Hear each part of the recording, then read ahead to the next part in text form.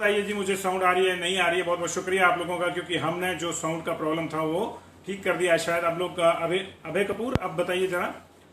नमस्ते, सबका स्वागत है जी। मैं संजीव शर्मा हूं, पंजाब केसरी टीवी आप देख रहे हैं। और अभी भी अगर आपको साउंड नहीं आ रही है तो मुझे थोड़ा बता दीजिए, क्योंकि अभी मैंने जो है ऑलमोस्ट साउंड को हमने सेट कर दिया फिर से।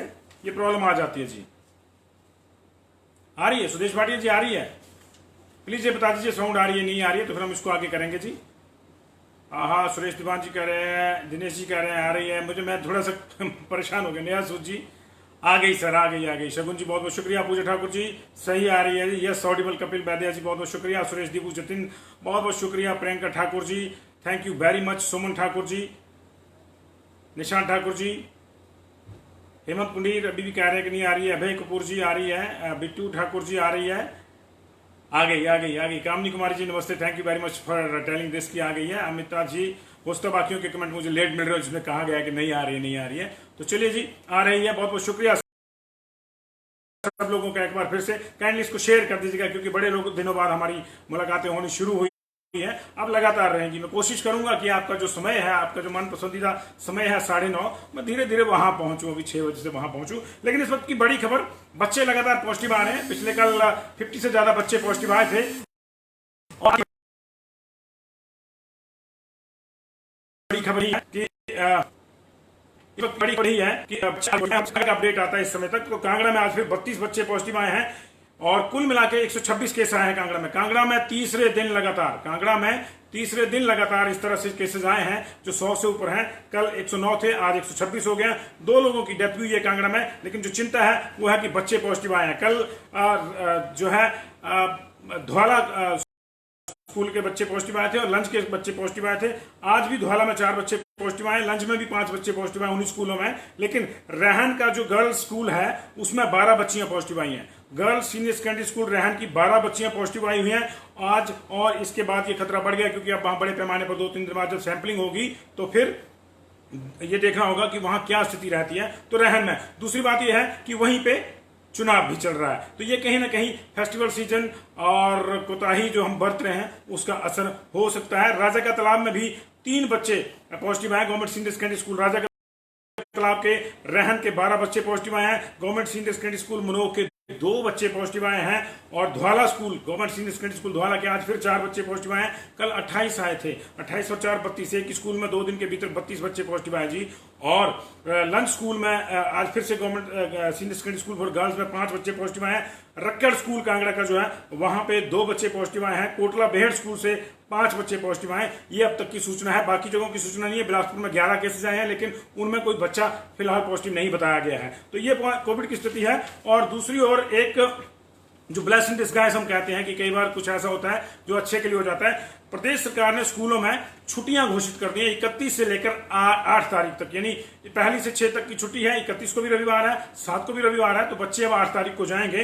तो इसको आप दिवाली की छुट्टियां कह लीजिए, लेकिन मुझे लगता है कि एक तरह से ये जो है एक क्वारंटाइन पीरियड भी हो जाएगा बीच में, और इसका काफी असर बच्चे जो स्कूलों में पॉजिटिव आ रहे हैं उस पर पड़ेगा। तो बच्चों के स्कूलों में छुट्टियां, बहुत से चैनल घुमा फिरा के इसको चला रहे होंगे कि जी स्कूल बंद कोविड के मामलों की वजह से। ऐसा कुछ नहीं है, ये कोविड के मामलों की वजह से स्कूल बंद नहीं हुए हैं। ये स्कूल दिवाली की छुट्टियों के लिए किए हैं। लेकिन जैसे मैंने कहा कि ब्लेस्ड इन डिस्गाइज जिसको वो कहते हैं कि ना चाहते हुए जिसका लाभ मिल जाता है वो लाभ इसका मिलेगा, क्योंकि लगभग 8 या 9 दिन का ये पीरियड बनता है। तो एक तरह से वो आइसोलेशन क्वारंटाइन पीरियड भी हो जाएगा, खासतौर से उन स्कूलों में जहां पे महामारी ये फैलने की आशंका बनी हुई है। लेकिन आशंका लगातार बनी हुई है, लगातार स्कूलों में बच्चे पॉजिटिव आ रहे हैं। कल उसके बाद ऊना में भी 10 के आसपास बच्चे पॉजिटिव आए थे।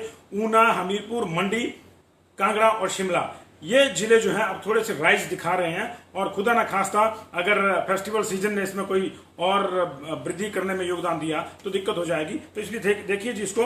और ये स्कूलों की छुट्टी का मामला था, ये कोविड से जुड़ा हुआ नहीं है, ये सीधे तौर पर त्योहारी सीजन है। कोविड में इसका लाभ ये होगा कि आपके बच्चे थोड़ा उस पीरियड को 8-9 दिन का जो कूल ऑफ पीरियड है आपके घर पे। लेकिन ख्याल रखिएगा, ताकीद यही है कि बच्चों को भीड़ भाड़ वाली जगह ना भेजें और बच्चों को किसी शादी समारोह में ना ले जाएं। ये जो है ऑफ द रिकॉर्ड और ऑन द रिकॉर्ड दोनों तरह की जो है सलाहें हैं, एडवाइजरीज हैं। तो ख्याल रखिएगा बच्चों का, मनाएं त्योहार मनाएं, लेकिन संभल के। और थोड़ा प्रदूषण का भी ख्याल रखिएगा। वैसे तो मास्क लगे हुए हैं, लेकिन अगर पटाखे वगैरह आपके बच्चे जलाते हैं तो जरा मास्किंग रहेगी तो वो जो धुआं परेशानी करता है उससे भी थोड़ी दिक्कत दूर हो जाएगी, वो थोड़ा रहेगा। तो स्कूल ओपन हो जाएंगे जी 8 तारीख को, 6 तक छुट्टी है, 7 को संडे है, 8 तारीख के नवंबर की ओपन हो जाएंगे स्कूल। पहली से 8 तक एक तरह से छुट्टियां रहेगी। 31 को भी संडे है तो वो भी छुट्टियां कर लीजिए। 30 तारीख को कई जगहों पे 8 जिलों में, क्योंकि एक तरह से चुनाव चल रहा है तो वहां पे ऑटोमेटिकली छुट्टियां रहेंगी। तो 8 कहीं 9 दिन की किसी जिले में छुट्टियां हो रही हैं। दूसरा, मनाली में भूकंप आया है, 4.3 की तीव्रता का भूकंप आया है। एपी सेंटर इसका मनाली के आसपास ही आंका गया है, जो जमीन से 10 किलोमीटर नीचे ये भूगर्भ में हलचल हुई है। कोई नुकसान की खबर नहीं है। झटके लाहौल स्पीति और मंडी के जो कुल्लू के साथ लगते एरियाज हैं वहां पे भी महसूस किए गए हैं। कोई बड़ा नुकसान नहीं है, लेकिन 15 लोग पहले बाहर हो गए थे। 9 का सुबह आया, 11 का शाम को आया, अभी थोड़ी देर पहले 20 लोग बाहर हो गए हैं। वहां पे जिला अध्यक्ष, मंडलाध्यक्ष, कार्यकारिणी के सदस्य, मोर्चों के अध्यक्ष, मोर्चों के सदस्य, इन सबको बाहर कर दिया गया है। बड़ा सवाल ये नहीं है, ये मत पूछिएगा कि किस किस को किया गया, लंबी लिस्ट है 20 लोगों की, नाम पढ़ने में समय लगेगा। लेकिन बड़ा सवाल तो यह है कि बचा कौन। और जो बचे हुए हैं उनका भी एक वीडियो वायरल हो रहा है। जो प्रभारी मंत्री है वहां के सुरेश भारद्वाज, आज उनका एक वीडियो वायरल हो गया जिसमें वो कह रहे हैं कि ठेकेदारों को साफ तौर पर संबोधित करते हुए कह रहे हैं कि कोई भी ठेका हो, सरकार हमारी है, ठेका नीलम सराय के माध्यम से ही मिलेगा।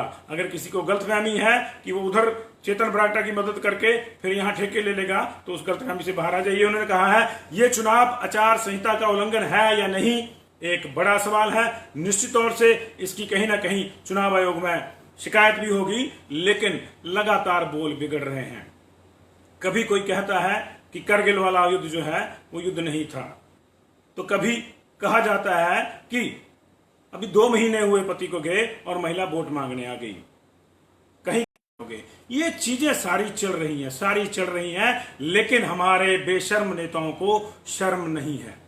लोकतंत्र की धज्जियां लगातार उड़ाई जा रही हैं, शरेआम धमकियां दी जा रही हैं, शरेआम बात के बतंगड़ बनाए जा रहे हैं। लेकिन जो सौम्यता जिसके लिए हिमाचल की मिसालें दी जाती थी, वो सौम्यता गायब है। पूरे चुनाव प्रचार में यदि कोई व्यक्ति सौम्य है तो वो जयराम ठाकुर है। एक अकेला व्यक्ति जो है पूरी सौम्यता से पूरे के पूरे चुनाव को ढो रहा है, लेकिन बाकी क्या कर रहे हैं कोई पता नहीं चलता है। मंडी को लेकर फतेहपुर से सतीश जी का बयान आ जाता है। भैया आपको फतेहपुर का इंचार्ज बनाया हुआ, आप वहीं के बयान दे लो ना। आप कह रहे हैं कि मंडी में महिला निकल गई जी, हमारे यहां तो महिला पति की मौत के इतने दिन बाद ही निकलती, क्या मतलब है इस चीज का? ये प्रॉब्लम है जी। तो लगातार, और दूसरी ओर आज बीजेपी की इन्हीं चिंताओं के बीच में मैंने कहा ना कि अब तो सवाल यह रह गया है कि बीजेपी में जुब्बल कोटगाई में बचा कौन है। लेकिन दूसरी ओर चेतन बरागटा की मदद के लिए मिसेज नरेंद्र बरागटा, चेतन की माता जी, वो आज प्रचार में आई। उन्होंने 3-4 जगह पर रैलियों को संबोधित किया, जो कभी नरेंद्र बरागटा के टाइम में भी नहीं देखा था। वो चुनाव प्रचार पे भी नहीं निकलती देखी हमने, जहां तक मुझे याद आ रहा है। मैंने कभी उनको गुपचुप भी चुनाव प्रचार करते नहीं देखा। वो घर में ही रहती थी, घर संभालती थी, घर की दूसरी महिलाएं जरूर चुनाव प्रचार में आसपास निकलती थी, लेकिन इस तरह से रैली नहीं करती थी। आज मिसेज नरेंद्र बरागटा रैली में आई हैं। उन्होंने भावनात्मक अपील भी करी है कि हमारे परिवार ने आपकी सेवा करी है, उसका हमको एक और मौका दीजिए। बेटा आगे हमने सेवा में लगाया है और आप उसको जिताएंगे तो वो आपकी ही सेवा करेगा। और उनके भाई चेतन बरागटा के, वो भी आज चुनाव प्रचार में नजर आए। तो चुनाव प्रचार नित नए रंग ले रहा है। कल आखिरी दिन है, कल बहुत से रंग बिखरेंगे, कईयों की जुबान फिसलेगी। लेकिन इसी बीच में आज एक और जो रंग होता है चुनाव का, वो भी सामने आया। वो रंग है सुरा का। जी हां, सुरा की एक बड़ी खेप देर रात रामपुर शहर में पकड़ी गई। आरोप है कि बीजेपी के लोग ये शराब अपने कार्यकर्ताओं को बांटने के लिए या वोटर को लुभाने के लिए इसका प्रयोग कर रहे थे। आरोपों में कितनी सच्चाई है कितनी नहीं, ये तो समय बताएगा, जांच बताएगी। लेकिन इस तरह के कुछ मटेरियल सामने आए, कांग्रेस ने आरोप लगाया, बीजेपी की ओर से अभी इनका खंडन नहीं हुआ है, लेकिन जखीरा पकड़ा गया है। अब हम भी सोच रहे थे कि इतना लंबा चुनाव प्रचार हो गया और ये चीज क्यों नहीं हुई भाई। हिमाचल में तो बहुत सुधार हो गया, लेकिन नहीं जनाब, सभी जगह अवमूल्यन हो रहा है। वो पहाड़ी में कहते हैं ना, अपने मंजे थले सोठू नहीं फेर दे। कांगड़ी में तो अपनी चारपाई के नीचे कोई नहीं झांकता, अपने गिरेबान में कोई नहीं झांकता, दूसरे पर आरोप लगाते हैं। आरोपों प्रत्यारोपों का सिलसिला जारी है। और इसी बीच में पन्नू साहब कूद पड़े हैं। आपको याद होगा गुरपतवंत सिंह पन्नू या पुन्नू जो भी उनका नाम है, एक तथाकथित आतंकवादी हैं एक, और जो तथाकथित रूप से यहाँ लोगों को फोन करते रहते हैं। आप भी सोच रहे होंगे कि आया क्यों नहीं, आया क्यों नहीं। इस बार वो आ गए हैं। आज फिर से उन्होंने पत्रकारों को रटे रटाए फोन की रिकॉर्डिंग भेजनी शुरू कर दी है। कई पत्रकारों के फोन बजे हैं। अब कल कितना उनकी अखबार है, कितना उनके चैनल बजेंगे, ये देखना होगा, क्योंकि हवा क्रिएट होता है उसको लेके भी। वो कुछ नहीं है, पन्नू फन्नू कुछ नहीं है, ये पन्नू फन्नू कुछ नहीं है।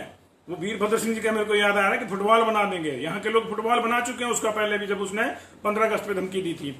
लेकिन इन चीजों का राजनीति से जोड़ के भी देखा जाता है कि एक टाइमिंग जो है पन्नू की, वो चिंता में डालती है। तो पन्नू ने बोला कि खालिस्तान बना तो शिमला राजधानी बनेगी, खुद बैठा हुआ है छुप के विदेश में। तो पन्नू आ गया है, चिंता की जरूरत नहीं है, लेकिन आ गया है। जिस तरह होता है ना कि आया तो मुंह मारने वाले कई आ जाएंगे, तो पन्नू जी ने भी मुंह मारना शुरू कर दिया। लेकिन दूसरी ओर कुल्लू के हाथीथान में जनसभा करने जा रहे मुख्यमंत्री जयराम ठाकुर का रास्ता आज कुछ लोगों ने रोका। ये लोग स्वर्ण आयोग के गठन की मांग को लेकर उनसे मिले, अपनी मांग रखी, मुख्यमंत्री ने उनको सेटिस्फाई कराया, उसके बाद उन्होंने जाने दिया। लेकिन इस दौरान नारेबाजी हुई, ऐसा लगा कि माहौल टेंस हो जाएगा, और वो होता भी दिखा। तो ये तमाम खबरें मैं आपके साथ शेयर कर रहा था। लेकिन आज की बड़ी खबर यही है कि मंडी की सीट को लेकर कांग्रेस ने भी सीएम का कार्ड खेल दिया है। हमारी सूचना है कि बीते कल कौल सिंह, जो कि मंडी से कांग्रेस के दिग्गज नेता हैं, पूर्व में मंत्री रहे हैं, कांग्रेस के अध्यक्ष भी रहे हैं, उनको कांग्रेस हाईकमान से राहुल गांधी ने फोन करके ये कहा है कि आप जो भी मेहनत इस चुनाव में करेंगे वो आप 2022 यानी अगले साल के इलेक्शन को ध्यान में रखकर करेंगे। अब इसका ये मतलब तो कतई नहीं हो सकता कि अगर आपके यहां लीड नहीं मिली तो आपको अगले चुनाव का टिकट नहीं मिलेगा, वो तो कौल सिंह को मिलेगा ही मिलेगा। लेकिन अगर राहुल गांधी ये बात कह रहे हैं तो कहीं ना कहीं इसको इस तरह से जोड़ा जा रहा है कि क्या कांग्रेस ने मंडी से ही अगला चीफ मिनिस्टर बनाने का कार्ड आज ही खेल दिया है? और क्या वो जो कार्ड चला हुआ है मंडी में कि चीफ मिनिस्टर मंडी से है तो ये मंडी की सीट जानी चाहिए बीजेपी को, क्या ये उस कार्ड की काट है? अगर है तो कितनी है? कौल सिंह पे इसका कितना असर पड़ेगा? वो कितनी मेहनत करते हैं? दरंग में पिछली बार बहुत बुरी तरह से बीजेपी प्रत्याशी पिछड़े थे, माफ कीजिएगा, कांग्रेस के प्रत्याशी पिछड़े थे, मैं माफी चाहूंगा, स्लिप ऑफ टंग हो गया। बीजेपी को बहुत बहुमत था वहां पे, इनफैक्ट पूरी की 68 कंस्टिट्यूंसी और बीजेपी के जो सांसद के चुनाव हुए थे उसमें बीजेपी की बढ़त थी। लेकिन आज बीजेपी प्रत्याशी रामस्वरूप शर्मा, जिनकी आत्महत्या के बाद ये काफी वहां पे लीड मिली थी, तो क्या उस लीड को कौल सिंह से कम कर पाएंगे? और अगर कम करके उस लीड को वो बढ़ा पाते हैं तो फिर ये और भी बड़ी बात है। तो देखना होगा कि कौल सिंह को जो इशारा किया है वो महज उनको थोड़ा पंप अप करने वाला मामला है, या सीरियसली कांग्रेस ने मंडी में ये इशारा कर दिया है कि आप भी रेस में हैं जनाब, और रेस में हैं तो दौड़ना पड़ेगा, और दौड़ना पड़ेगा तो अंतिम लैप में तो दौड़ नहीं सकते, फर्स्ट लैप तो शुरू हो गया है। कई लोग तो ये भी कह रहे हैं कि सेमीफाइनल है, हालांकि ये सत्ता का सेमीफाइनल नहीं है। अब तक 29 बार उपचुनाव हुआ है, 29 सीटों पे, विधानसभा की बात कर रहा हूं, लोकसभा की नहीं कर रहा हूं। अब तक 1952 से लेकर अब तक 29 सीटों पे, विधानसभा की 29 सीटों पे उपचुनाव हुआ है। 17 जो है सत्ताधारी दल ने जीती है और 12 विपक्ष ने जीती है। कई बार सरकार में रहते हुए सरकार ने चुनाव निश्चित तौर पे हारे हैं, तो सरकार तो नहीं गई, तो ये सरकार भी नहीं जाने वाली, ये ख्याल रखिए। सरकार की जो अस्तित्व है उस पे इसका कोई फर्क नहीं पड़ता, लेकिन सेहत पे पड़ जाता है। और आजकल तो सेहत को लेकर बहुत ज्यादा ख्याल रखना पड़ता है। आपको हल्की सी भी हो गई तो बंदा सोचता है यार कहीं कोविड ना हो जाए, तो वो कोविड ना हो जाए उसके लिए कौन क्या करता है क्या नहीं करता, ये देखना होगा। दिलचस्प है, 2 मर्डर भी हुए हैं जी, आज 2 मर्डर हुए हैं। एक सोलन में, हरियाणा नंबर की एक टैक्सी थी इनोवा कार, उसको लेकर कोई चालक आया था, शायद सवारी लेकर आया था, अभी पता नहीं है। उसका बैरी घाट एक स्टेशन है सोलन में, वहां पे मर्डर हुआ गया है। उसकी लाश गाड़ी में ही पाई गई, उसको किसी तेज धार हथियार से काटा गया है, उसकी हत्या करी गई है। लेकिन अभी पूरा क्या मामला है ये जांच के बाद खुलेगा। दूसरा मर्डर जोगिंदरनगर में हुआ है। कुछ बच्चे युवक किसी शादी समारोह में गए थे, वहां आपस में उनकी कहासुनी हुई खा पीकर, और उस कहासुनी के बाद हालांकि मामला शांत हो गया, लेकिन उनमें से एक युवक गायब हो गया जिसकी आज लाश मिली है पड़ोस के एक नाले में। तो ये है, तो ये बहुत निश्चित तौर से खेदजनक बात है। और जरा जरा सी बात पे इस तरह की अगर बातें होने लगी तो ये लॉ एंड ऑर्डर का भी एक सिचुएशन है, और जब चुनाव होते हैं तो लॉ एंड ऑर्डर भी एक मुद्दा रहता है। लेकिन हिमाचल प्रदेश पुलिस ने लॉ एंड ऑर्डर को संभालने के लिए आज एक लंबी चौड़ी वर्चुअल बैठक की।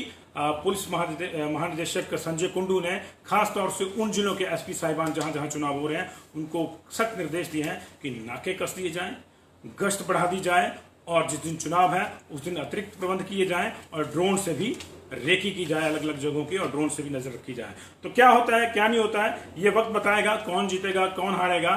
अभी लास्ट राउंड बाकी है, कल चुनाव प्रचार का आखिरी दिन है, उसके बाद 3 दिन क़यामत के, 3 रातें क़यामत की, और फिर वो फैसले की घड़ी आएगी, और फिर 2 तारीख को नवंबर की तय होगा कि किसके घर में दिवाली के पटाखे फूटेंगे और किसके घर में मायूसी रहेगी।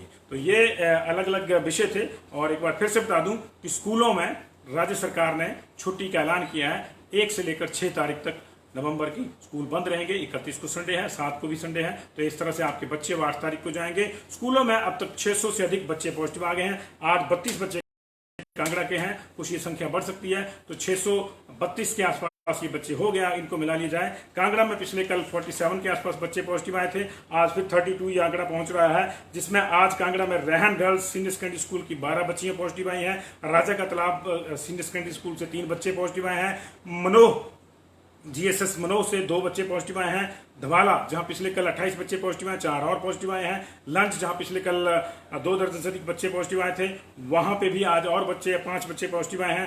रक्कड़ स्कूल से 2 बच्चे पॉजिटिव आए हैं, और कोटला बेहड़ से भी 5 बच्चे पॉजिटिव आए हैं। ये और 2 डेथ हुई है कांगड़ा में, एक मसरेड़ में हुई है 80 साल की फीमेल की, और दूसरी जो डेथ है वो चौबनिया की फीमेल दाड़ी की रहने वाली है, इनकी डेथ हुई है। कांगड़ा का अपडेट है। दूसरा अपडेट बिलासपुर का है, 11 केसेज वहां पे आए हैं अभी तक, और उसमें बच्चा हालांकि कोई नहीं है, लेकिन बाकी जिलों का अपडेट आना है। जैसे आएगा हम अपने पेज पर उसको अपडेट करेंगे, या कोई ना कोई आपको सूचना देगा। आप जुड़े, बहुत बहुत शुक्रिया। इसको शेयर कर दीजिएगा। धीरे धीरे कोशिश करूंगा आपका जो मनपसंद समय है 9:30 बजे वाला, उसमें आएंगे और जरूर आपसे लंबी चौड़ी बातें करेंगे। और कॉलेज में भी जी कॉलेज में भी, स्कूल कॉलेजेस सारा ये उसमें कहा है कॉलेज में भी हॉलिडे होगी। मधु शर्मा पूछ रही है कि कॉलेज में भी हॉलिडे है क्या, तो जी बिल्कुल मधु जी है वहां पे भी जी। कल पॉलिटेक्निकल में भी होगी जी, कॉलेज में सारे वही आते हैं तो सब में होगी। कॉलेजेस और स्कूल में शिक्षण संस्थान कर लीजिए इसको आप इस तरह से। और इसकी अब डिटेल जो अधिसूचना है वो आनी है, हमारे पेज पर आपको मिल जाएगी, उसमें पढ़ लेंगे तो उसमें थोड़ी और क्लैरिटी रहेगी। कई बार अधिसूचना कुछ और आ जाती है, उसको देखना होगा। लेकिन फिलहाल कॉलेज स्कूल में छुट्टियां हैं, और स्कूलों में तो सिलेक्टेड क्लासेस लग रही है 9th 10th 11th 12th की, 8वीं से ऊपर 8वीं वाले बच्चे भी जा रहे हैं। लेकिन अभी देखना होगा कि चुनाव के बाद ही, मुझे लगता है दिवाली के बाद जब ये छुट्टियां खत्म होगी तो उसी के दौरान कोई फैसला किया जाएगा कि बाकी क्लासेस का क्या करना है। पड़ोसी राज्यों में बाकी क्लासेस लग गई हैं, लेकिन हमारे यहाँ 1600 से ज्यादा एक्टिव केसेस हैं, जो कि आसपास के 4 राज्यों को मिला लें तो वहां भी इतने ज्यादा एक्टिव केसेस नहीं है। जितने भी उत्तर भारत के बाकी राज्य हैं, चाहे वो पंजाब है, हरियाणा है, उत्तर प्रदेश है, दिल्ली है, इवन जहां पे बहुत, महाराष्ट्र के बाद सबसे ज्यादा केसेस दिल्ली में आए हैं। लेकिन अभी दिल्ली की स्थितियां भी बहुत सामान्य हैं, और हिमाचल से अगर तुलना की जाए तो हिमाचल में उस कई गुना बढ़े हुए हैं। संख्या में आपको 200-300, पिछले कल 222 आए थे, आज 117 कांगड़ा में ही आ गए हैं, तो मान के चलिए कि आज फिर 200 को आंकड़ा टच करेगा।